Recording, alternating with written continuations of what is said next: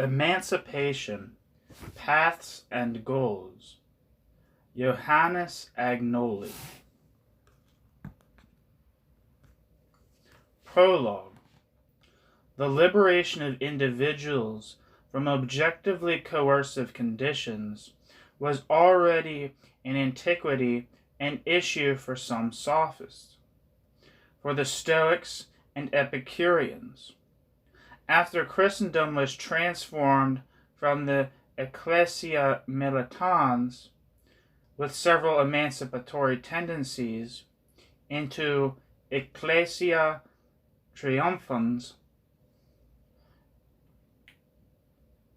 emancipation was continued by heretics and dissidents. In its contemporary form, where the central issue is liberation from coercive conditions, emancipation is indebted to the French Revolution, itself the culmination of comprehensive social processes. These processes were economic, the freeing of production from the chains of the guilds and the corporate system of the estates, and linked to that, political, the rise of the bourgeoisie and its emancipation from the bonds of feudalism and absolute monarchy. From this perspective, the beginnings of the capitalist mode of production and of the bourgeois state contained thoroughly emancipatory contents. It quickly became clear, however, that these emancipatory contents were contained in the course of their development, and above all that, capitalism did lead to the liberation of production, but not, however, to the emancipation of individuals. The same is true of the form in which socio-economic structures of domination were translated into politics, that is, the form of the state. This is true in the first half of the 19th century, with its whole series of revolutions and revolts. And this is especially true of the movement in the second half of the 19th century, that powerfully posed the problem of social emancipation. The labor movement that not only strove for the so-called emancipation of labor, but actually for general social emancipation.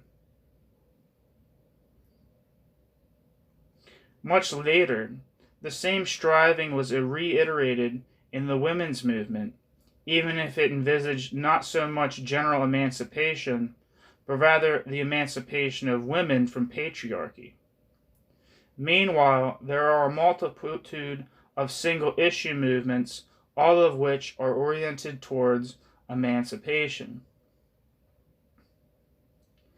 The matter, then, is to find the appropriate paths toward the goal of emancipation, and this is where the problem begins.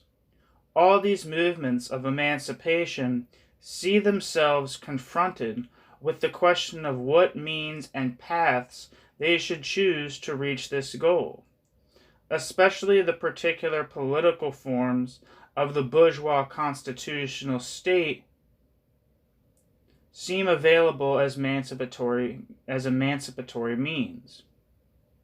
Especially the particular political forms of the bourgeois constitutional state seem available as emancipatory means.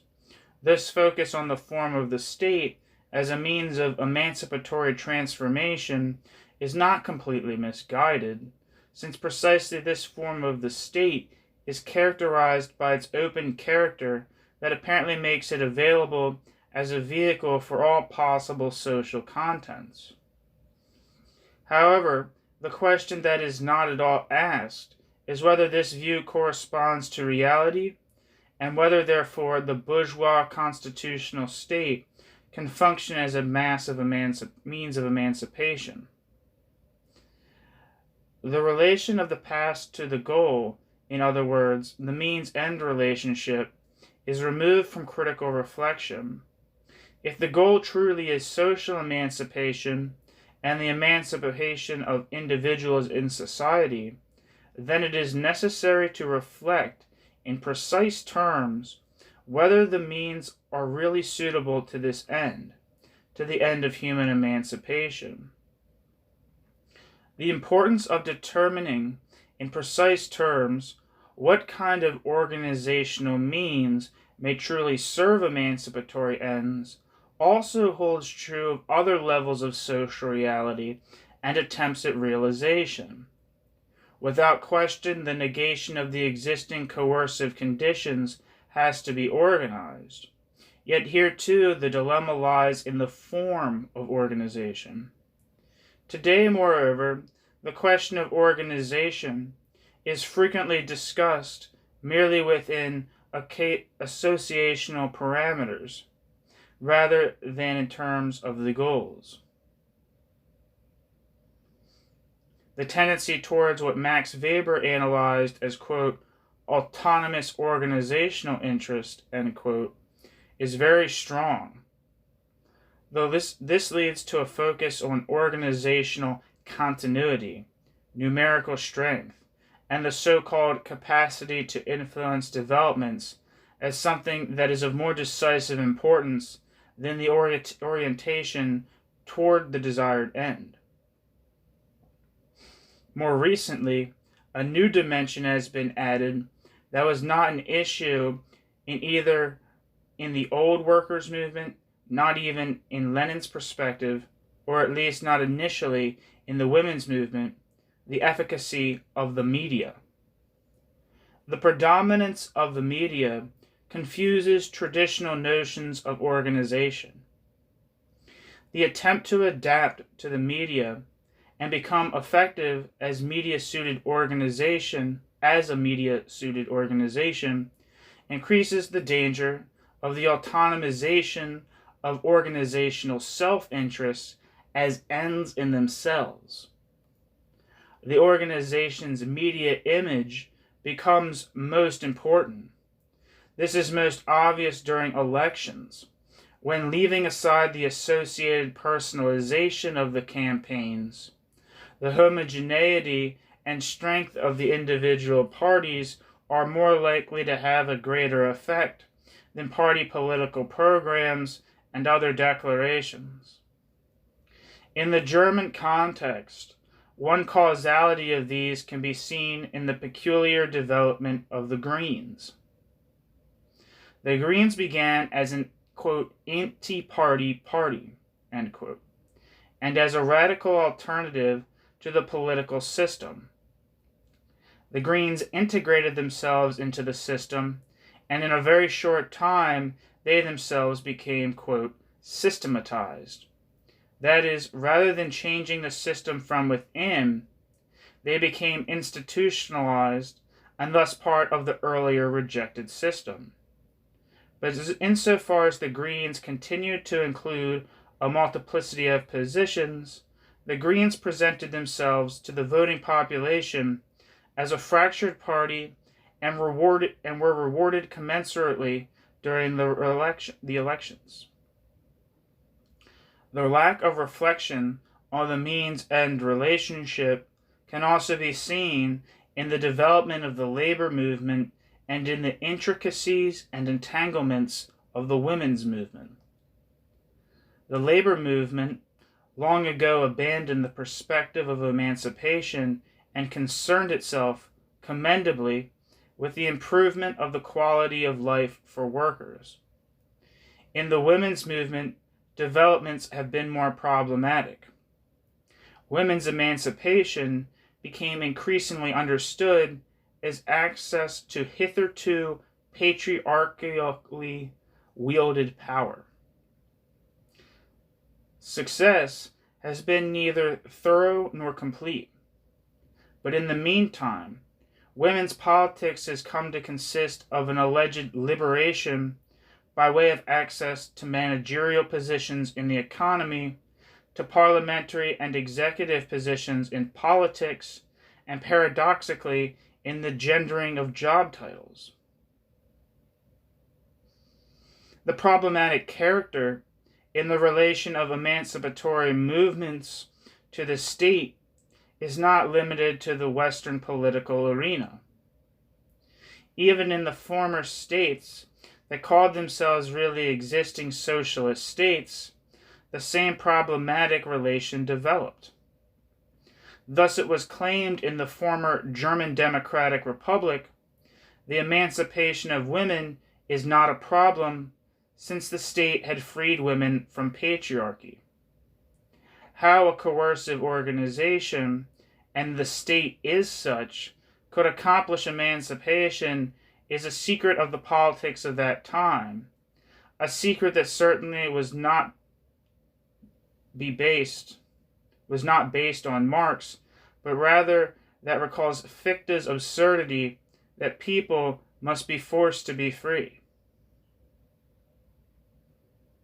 In any case, in the questions of the relation to the bourgeois state and of the proper conduct in the corridors of power, as well as in the question of how this relation and conduct could be organized, the relation between ends and means remains unsolved.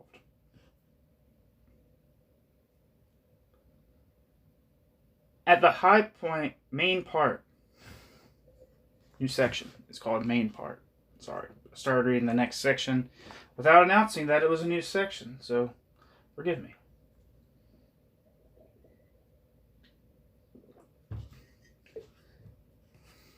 I just ate a big ass piece of cake because it was my brother's birthday and he left the cake, and I'm a little thirsty from it, so forgive me.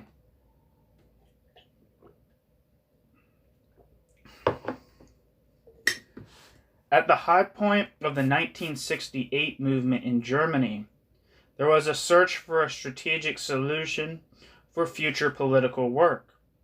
There were many suggestions, several of an adventurous kind, aimed at the revolutionary creation of a communist council system in West Berlin and West Germany, and other more reasonable suggestions for the sustained development of mass demonstrations and social struggles. A different motto predominated, however, that seemed to unite both possibilities. In a rather daring analogy to the long march of the Chinese communists, there was talk of the long march through the institutions. This also included not only political institutions, but also social institutions. Entry into the school system in order, so it was claimed, to socialize children for communism. Entry into the unions in order to strengthen their left potential. Entry into the factories in order to establish direct contact to the workers. Primarily, however, the emphasis was on state institutions, the building of appropriate organizations to participate in elections and gain entry into Parliament, in order to force a breakdown of the political system from within. Little heed was paid to the warnings against that approach, warnings that pointed out the unique characteristics of state institutions. I can still recall my futile attempts to make this clear. In order to go through the institutions, one must first give oneself over to the institutions. Or as the ancient Egyptians put it, one must enter, quote, the palace where power resides. The palace certainly has many rooms and several stories. From the ground floor where the people and their representatives bustle about up to the top floor where the executive resides. However, the palace has no back door. Marching through the institutions means, if anything, to ascend from the ground floor to the top floor. In Germany, the Greens succumbed to this logic. Once they entered the palace, they by no means forced the palace to break down. Rather, they adapted to it, and therewith opened the door for themselves to enter into government. While marching through the institutions, they simply forgot that these institutions have their own dynamic. That, as Marx had already insisted, is stronger than the will of the individual. State institutions do not allow themselves to be used in any manner whatsoever, for their logic is not their own. but is determined by the reality whose functioning they serve. State institutions are not there to realize either freedom or human rights, not to mention social emancipation. Rather, they have solely the responsibility of organizing and securing the social reproduction of a capitalist society. Their orientation is unquestionably that of the bonum commune in the Aristotelian tradition. I don't know what that is. It is precisely the orientation towards the bonum commune that appears to lend them the possibility of an alternative use. The bonum, however, that they serve is commune only in the sense that everything really is in common. The bonum of the accumulation of capital under which everything, be it humans or spheres of life, is subsumed. In this regard, they are in no way available for any purpose whatsoever, and certainly not for the otherwise always acclaimed alternative use. It is not that nothing could be accomplished through state institutions. On the contrary, through patient reform work, through the activity of social democratic politicians, much has been achieved.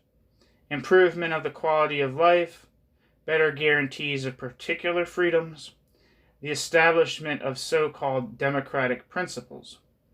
There definitely were many successes on the long road of state politics. Emancipation, however, fell by the wayside. There is a similar dilemma in the question of organization with regard to possible emancipatory contents. In this context, Lenin's "What is to be done" is exemplary. For liberation was the goal among the Russian social democratic successors of the German social democracy. What is to be done's initial concern was the liberation of the proletariat, and its ultimate concern was universal human freedom in a society of the free and equal, that is, communism. Lenin was centrally concerned with an immediate task. The prerequisite for the success of the social democratic movement was the overthrow of Tsarism. That the task of overthrowing the liberal regime was added later rendered the set task of emancipation more problematic. Lenin focused not on the goal of the movement, but on the immediate means. And this means consisted solely of the seizure of power by the vanguard of the proletariat. In her critique of Lenin, Rosa Luxemburg had already insisted that his emphasis on the Central Committee as the locus of power was not only aimed at the overthrow of Tsarism, but was intended as the principle of organization.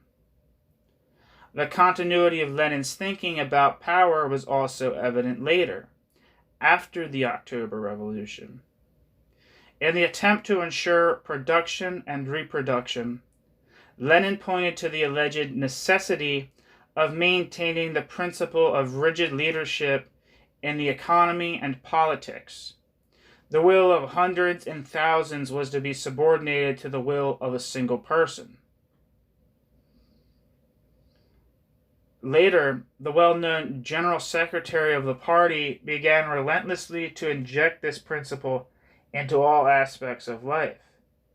As soon as the critique of Stalin's politics began, his critics in all communist movements gladly disremembered Lenin's directives on the locus and exercise of power and spoke in an obscurantist manner about the cult of personality.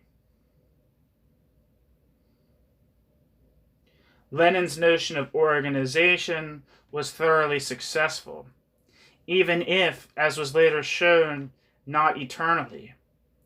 The party vanguard seized power, and the system was consolidated.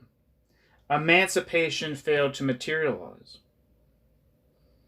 Regardless of how historically and practically different they are, both approaches, the long march through the institutions by an initially oppositional force in a constitutional state, and Lenin's notion of organization have one thing in common.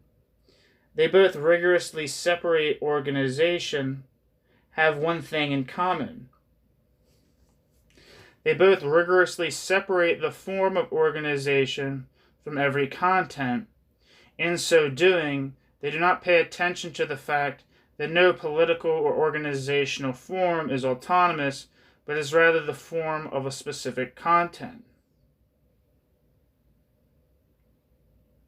Lenin's conception led to a political form of the mode of production, though one does not exactly know how to specify it, that was based first and foremost on structures of command. The constitutional state is first and foremost the political form in which a capitalistically producing bourgeois society that reproduces itself by means of coercive structures is organized. In both cases, the form is simply hypostatized and made into a kind of value in itself. The content may even be arbitrary, but the form is firmly held onto.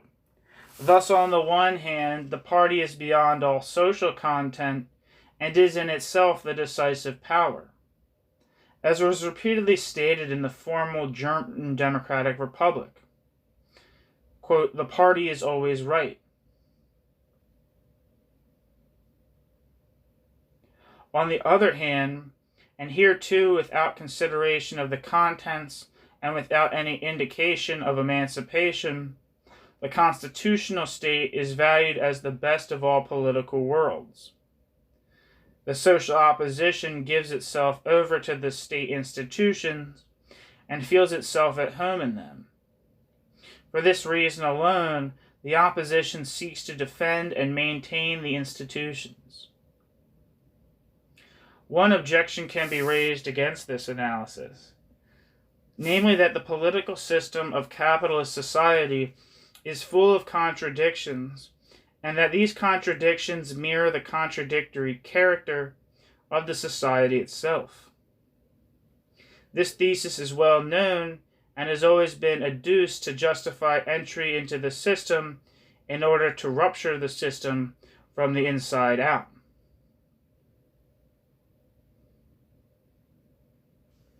Whether these contradictions actually permit an alternative use of state power has not yet been proven.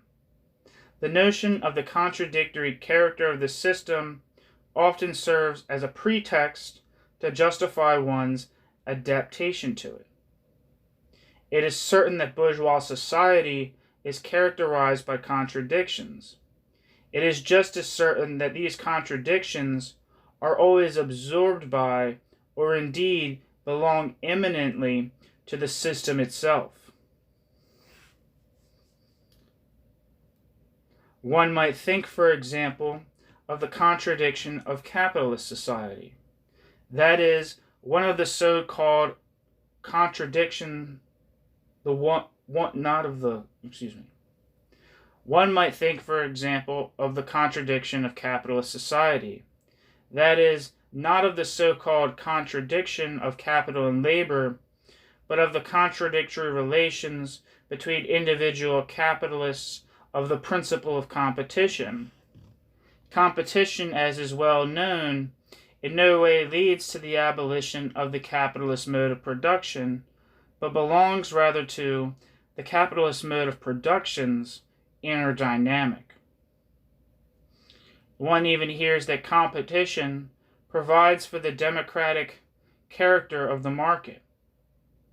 In this context, the freedom of the consumer is happily pointed out, but here too as a mere form without any elaboration of the content.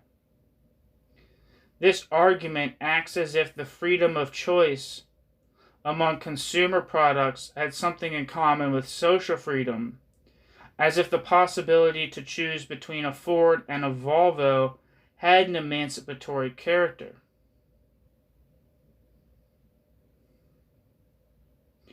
There is, however, one institution that initially pointed towards emancipation: universal suffrage. We are dealing here with a genuine historical accomplishment that it would be foolish to relinquish.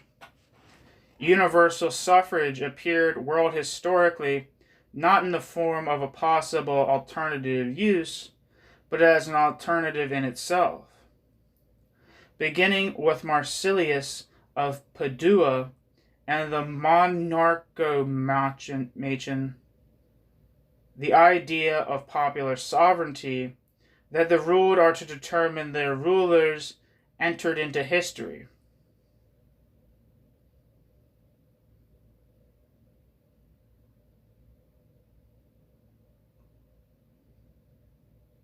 The successors of the Monarchomachon, the levelers and diggers in Cromwell's Revolutionary Army, concretized this demand.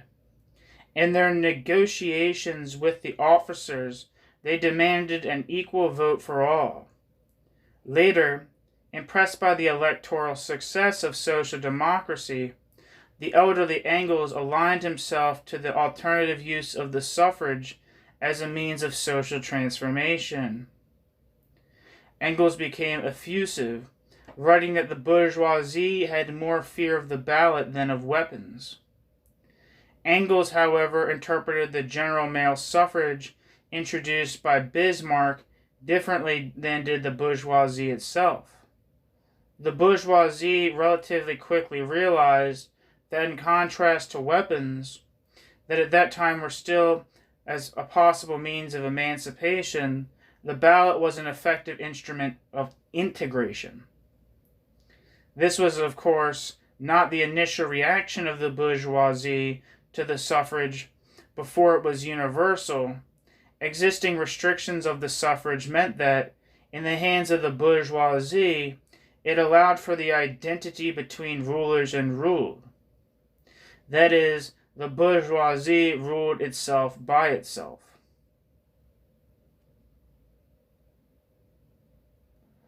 The recognition of its integrative capacity developed gradually and was coupled with the increasing presence of the dependent masses in the political arena. Today, the integrative and non-emancipatory character of universal suffrage is increasingly obvious. However indispensable it might be for emancipation, the general and free election is in the bourgeois constitutional state nothing more than a mechanism for consensus building.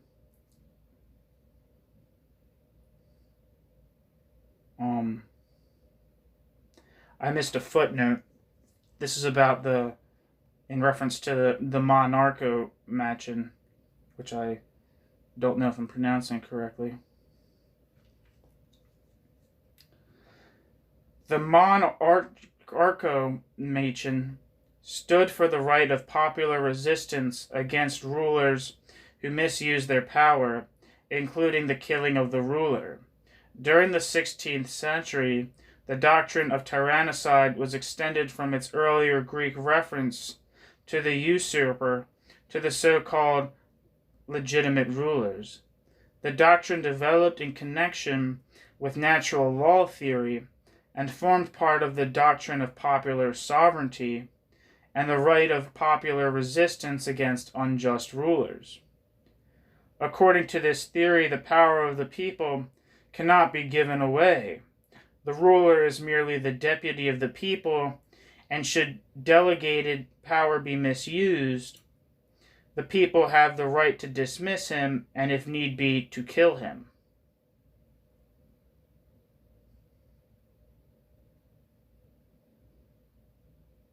See Agnoli's Subversive Theory for an introduction into the history of subversive thought. End of footnote. This then poses for an emancipatory movement a unique problem. However much it may criticize the increasingly instrumental character of political elections, an emancipatory movement must confront the problem of what stance to take towards them. An abstract renunciation is insufficient. It is worth recalling that even Bakunin, a resolute opponent of all state forms, announced his preference during American presidential elections.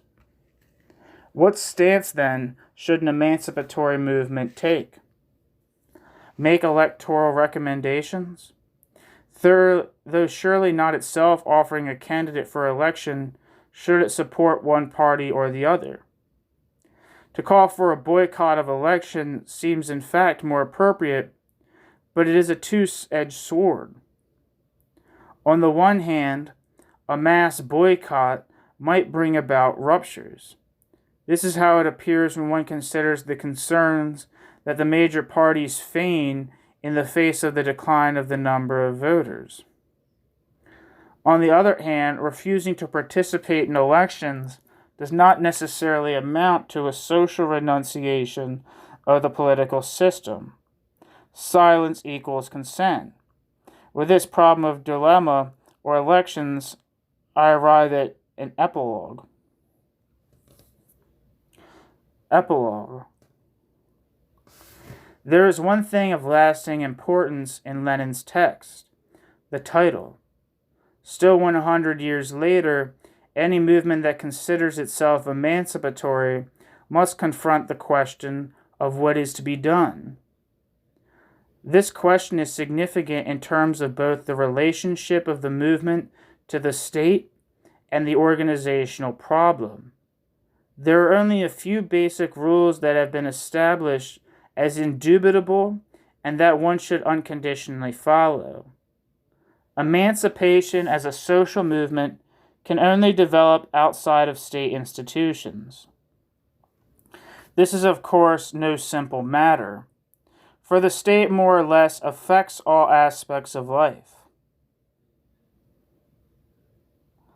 Extra-institutional opposition is, however, simply necessary in order to avoid integrative consequences. Outside of the state institutions does not mean, of course, outside of society. The risk of, and even the descent into, insignificance lie in the temptation of accomplishing emancipation through the idyllic retreat into private life. The formation of small, autonomous, mostly agricultural units of production leads nowhere, nor does an orientation towards so-called non-profit undertakings. As soon as the so-called non-profit undertakings become more large, enough to be of economic significance in the marketplace, they become in the short or long run subject to the laws of competitive market economy and become negotiable on the stock exchange. In this way, they simply participate in the globalization of capital. To act extra-institutionally within society assures the possibility of influence. In this regard, the experience of the 1968 movement is very instructive. It was able to exert political influence only for as long as it did not participate in a direct and immediate sense in state politics. Its ratio emancipationist came into play as long as it assembled in the streets. Its Vernunft went astray as soon as the movement began the long institutional march. The question of organization is more complex because the organization is supposed to unite in itself two seemingly contradictory elements: organization of the social negation and of emancipation. This too is a rather simple matter that is, however, so difficult to achieve. For one thing is certain: against a powerful opponent that is thoroughly and strongly organized, the organization of emancipatory negation must function without any form of central committee, oligarchy, or hierarchy. Hic Rhodus, hic saltus. The organization must anticipate the goal of emancipation and determine its character on the basis of this goal. How this is possible cannot be determined theoretically. It is a practical question.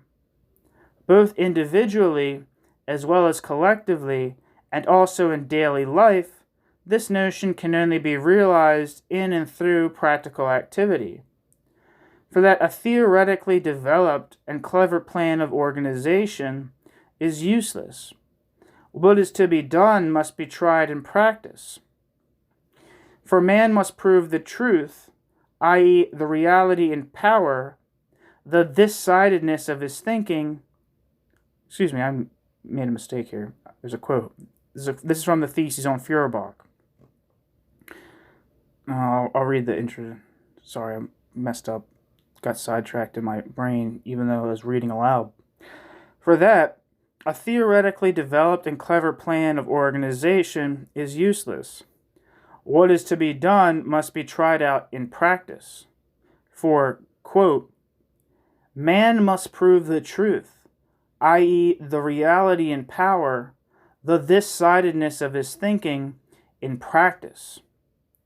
All social life is essentially practical. All mysteries which lead theory to mysticism find their rational solution in human practice and in the comprehension of this practice.